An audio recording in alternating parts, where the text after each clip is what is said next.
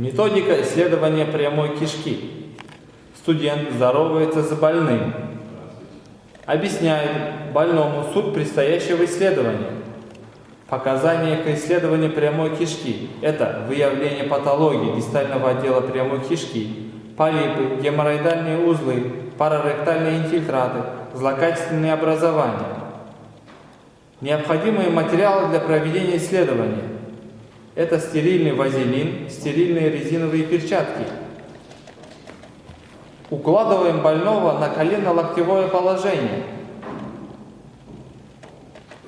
После тщательного мытья рук надеваем стерильную резиновую перчатку. Обрабатываем указательный палец вазелином.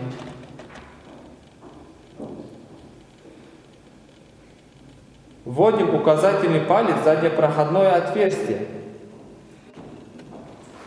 Осторожно и нежно рабочей поверхностью концевой фаланги исследуем переднюю, последовательно заднюю и боковые стенки анального канала. Определяем наличие болезненности стенок и патологических образований. Палец извлекаем из заднепроходного отверстия и обращаем внимание на наличие слизи, крови и других патологических состояний.